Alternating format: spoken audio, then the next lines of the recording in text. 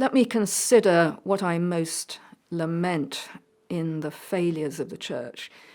I think the first thing I want to say here, and it's tremendously important because it often gets lost in discussions about Christianity's failures, is to distinguish between the institutions of the church and the reality to which our founder, Jesus of Nazareth, called us. And there has never been, and you can see this already happening in the letters of Paul, there has never been a perfect form of Christianity according to Jesus' vision.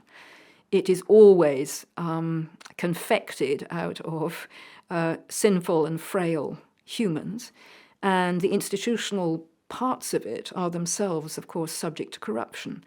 Though I don't myself take the view that is very popular these days, especially in America, that it was Christianity's collusion with the state in the 4th century, the Constantinian settlement, that marked the immediate and insidious downfall of Christianity. Rather, I would say that all institutionalized forms of Christianity, and that even includes forms that appear not to be institutionalized, such as charismatic movements, Pentecostal movements, even the Quakers, who are curiously institutionalized in their own ways. All these are subject to corruption, although some are better at monitoring the dangers of corruption.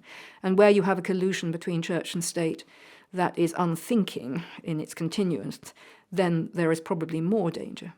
Having said all that by way of preparation, there are so many things to lament in the history of Christianity that I, particularly as a feminist Christian, hardly know where to begin. But I think the place I would begin, which in a way brings all these problems together, is the very nature at its basis of sin itself, which I see, and this is not uncontentious, as the mismanagement of desire. So in Genesis 3, the famous story of the fall, Adam and Eve confront a highly desirable object and are told not to eat it for whatever reason. This is a very mysterious story. But clearly what the fundamental problem here is in this story is one of getting desire wrong. And it's not therefore primarily the problem of violence, which only comes in Genesis 4, and which is an outcome of getting desire wrong. So when I look at what I want to lament in Christianity, I think of a variety of things which spring inexorably from the corruption of desire.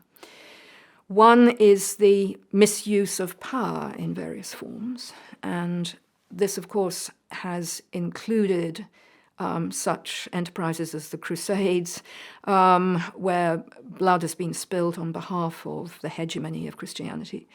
And one could go on instantiating many other examples along that round.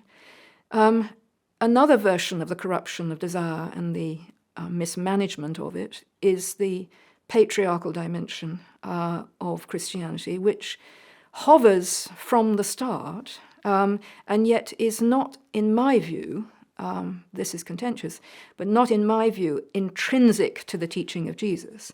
In fact, you can see the explosive nature of Jesus' teaching on this front, as it were, being reined back on in the very earliest forms of Christianity, though ambiguously so.